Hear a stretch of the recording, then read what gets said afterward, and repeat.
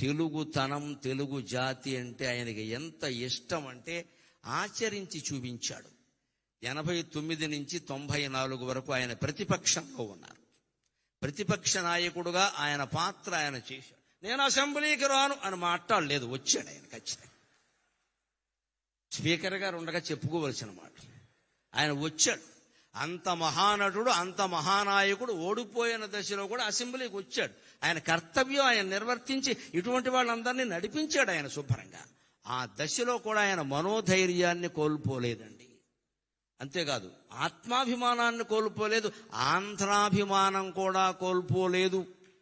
91లో PV Narasimha Rao గారు నంద్యాలలో పోటీ చేస్తే తెలుగువాడు ప్రధానమంత్రి అవుతున్నాడు, మేం పోటీ పెట్టాం అన్నాడమ్మా అన్నాడమ్మా అన్నాడమ్మా అన్నాడమ్మా అన్నా అన్నా అన్నాడమ్మా అన్నాడమ్మా. మరొక మొగాడు ఉన్నాడా, మరో మనిషి ఉన్నాడా?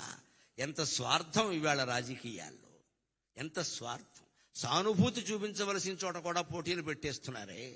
ఆయన శుభ్రంగా ఆయన నిలబడితే పివి నరసింహారావు గారి పరిస్థితి వేరుగా ఉండేది. చాలా కష్టం నెగ్గడం అది. అందులో సానుభూతి ఉంది ప్రజలకి. ఈయన పట్ల చాలా సానుభూతి ఉంది. ఈయన ఓడిపోయాడని ఏమవుతాడో తెలియదు. కానీ తెలుగువాడు ఇంతకాలానికి ప్రధానమంత్రి అవుతున్నాడు, నేను అడ్డుపడను, మా తెలుగుదేశం పార్టీ తరఫున పోటీ లేదు అని ప్రకటిస్తే నంద్యాలలో ఎప్పటికీ చెరిగిపోని మెజార్టీ వచ్చింది పివి నరసింహారావుకి. ఎన్టీ రామారావు దయ వల్ల వచ్చింది. ఎన్టీ రామారావు దయ వల్ల వచ్చింది. ఔదార్యం అంటే అది, ఔదార్యం అంటే అది. ఆయన సంచలనాలు చేశాడు, సరదాలు చేశాడు.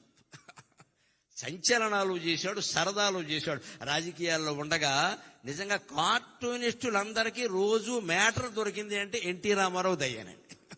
ఏదో ఓ చలోక్తి విసిరేవాడు, ఏదో పని చేసేవాడు. అందులో ఆవేశమో ఆవేదనో ఏదో ఉండేది. దాని మీద వీళ్ళు జోక్ వేసుకునేవాళ్ళు. ఆయన దగ్గరికి వెళ్ళి ఎవరన్నా చూస్తే పోన్లేవయా వేసుకొని ఈ విధానికి వాడు బతుకుతాడు, లేకపోతే వాడు కార్టూన్ ఎవడో చూస్తాడనేవాడు తప్ప కక్షలు తీసుకునే, మీడియా మీద కక్ష తీసుకునే ప్రయత్నం రామారావు చేయలేదండి ఎప్పుడు కూడా. దాన్ని చాలా తేలిగ్గా, చాలా ఎన్ని కార్టూన్లు రామారావు గారి మీద వచ్చిన వ్యంగ్యమైన కార్టూన్లు మరి ఏ నాయకుడి మీద రాలేదండి.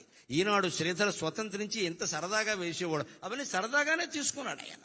అంతేకాదు ఇంకొక మాట చెప్పుకుని మనం సెలవు